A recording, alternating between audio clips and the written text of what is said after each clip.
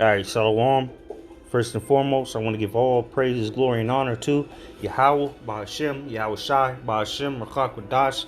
Double honors to the elder apostles of Great Millstone, and salutation and much love to Yakim out there pushing out this word in truth and sincerity.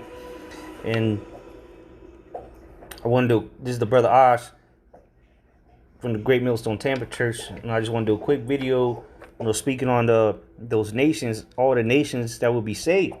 That speaks about, as you see on the screen, Revelation 7 and 9. All right, but if you read on up there, you go up to verse 4, it talks about the 144,000, Revelation 7 and 4, and it says, "And I heard of the number of them which were sealed, and they were sealed in 144,000 of all the tribes of the children of Israel."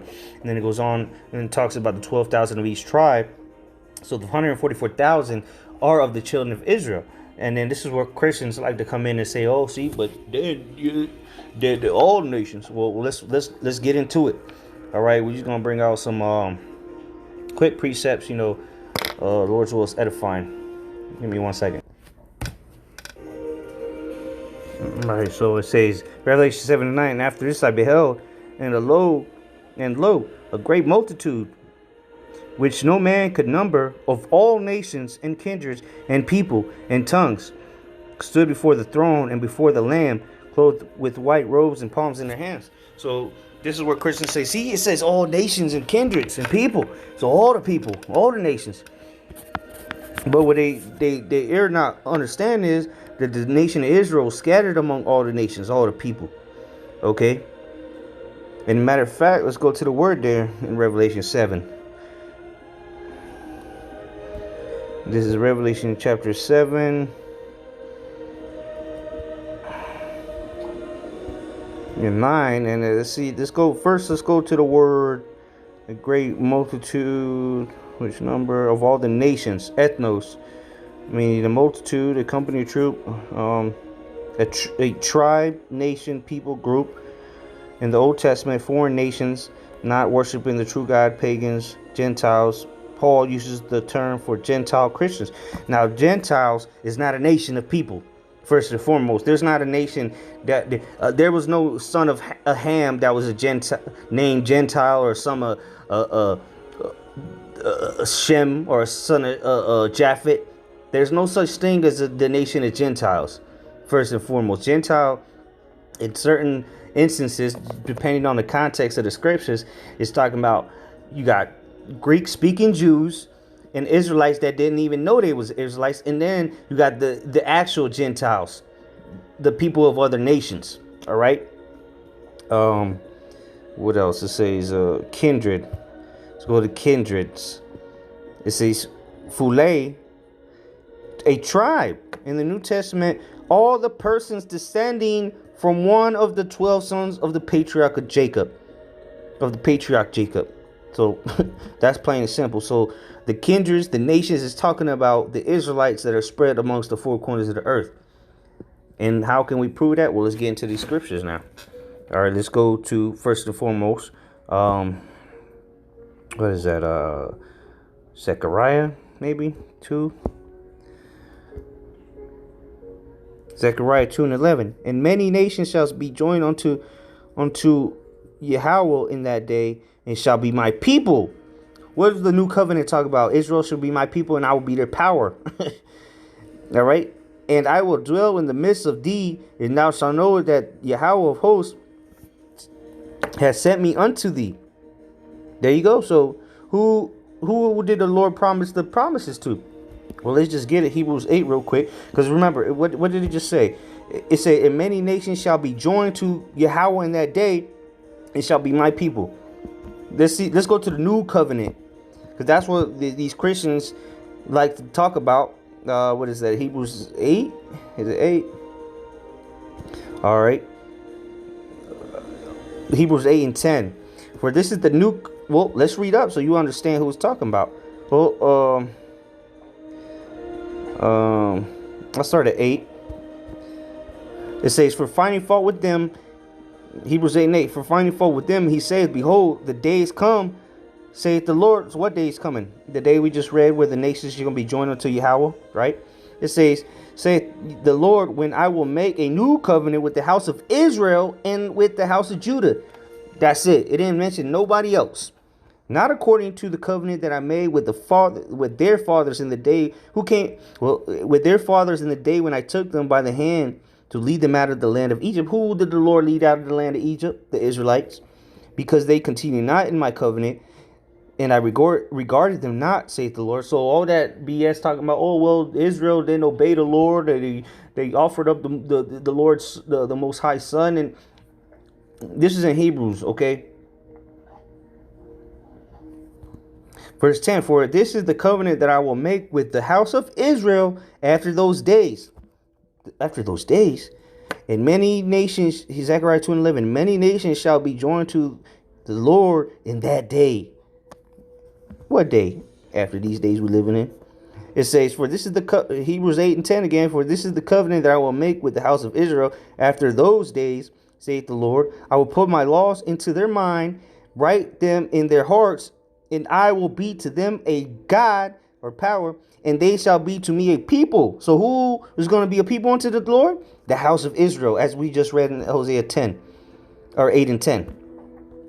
So who's going to be joined unto the Lord? And he going to be, it shall be my people. Well, we just read it in Hebrews 8, and we could read it in Jeremiah. All right, we're going to read it in Ezekiel. So let's go on to the next one. Let's go to 2nd Ezra 3 and verse 16.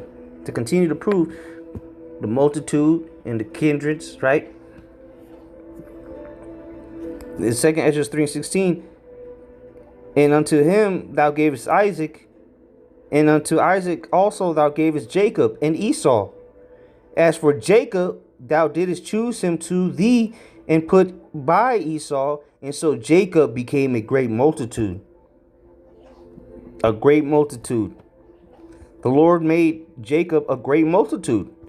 So that multitude that you read about in the, Revelation 7 and 9, that great multitude, the kindreds, the nations, they're talking about Israel that was scattered abroad. All right, let's go to the curses real quick. Deuteronomy 28 and 64.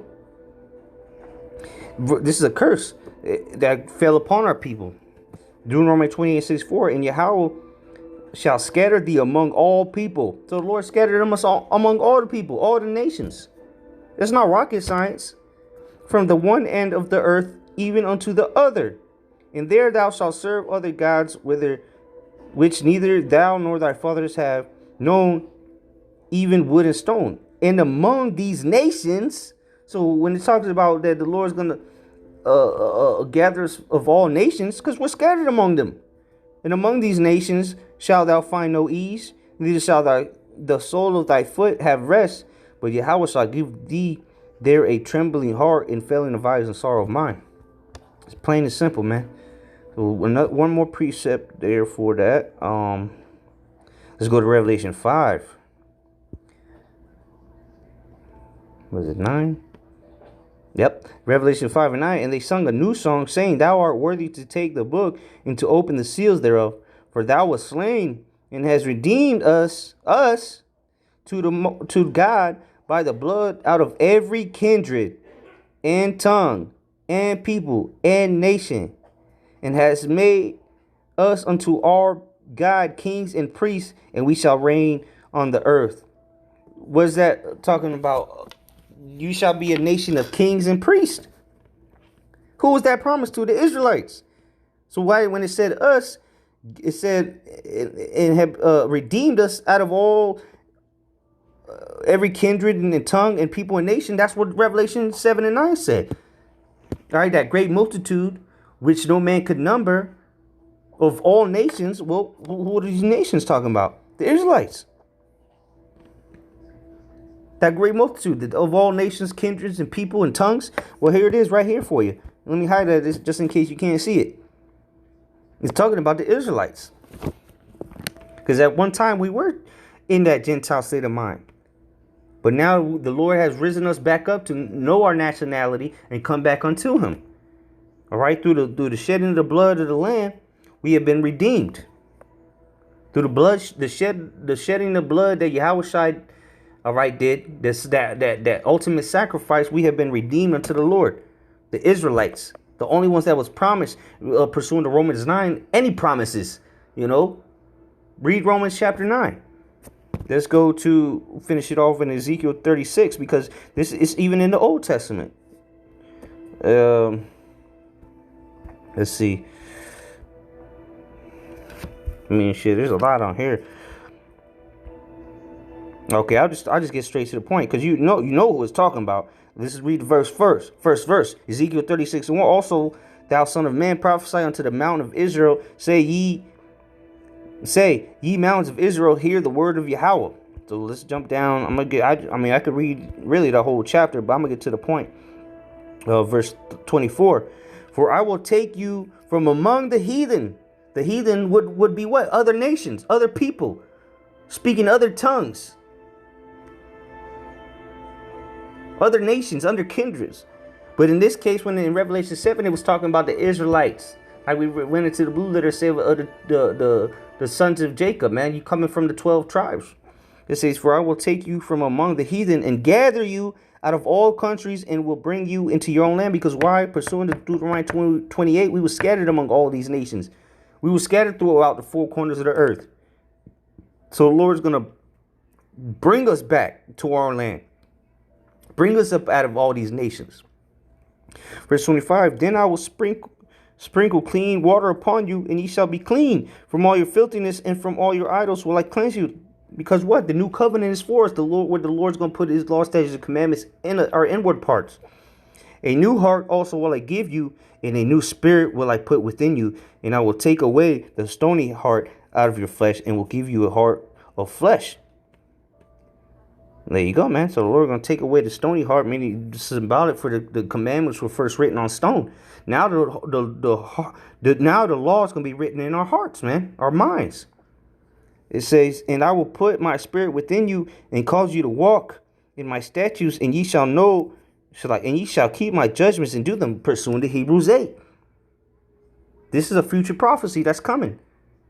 And this is the people that are going to be given this are going to come up all these nations. They may look like the other nations, but they're Israelites. They go back to the children of Israel. They go back to the patriarch Jacob. Verse 28, and ye shall dwell in the land that I give to you, your fathers, and ye shall be my people, and I will be your God. Didn't we just read that in Hebrews 8? Who going to be his people? Israel. So that's plain and simple, man. You know, I could keep reading, but that was the point. Lord's willing is edifying.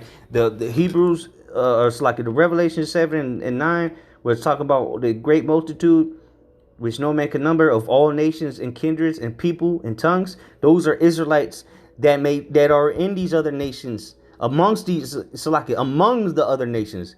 They may look like the other nations. They may talk like the other nations. But their lineage, their pedigree goes back to our forefather Jacob. All right, Abraham, Isaac, and Jacob. That's the lineage that the Lord is dealing with. Okay, and that's what the new covenant is for. Who the new covenant is for. So with that, shalom.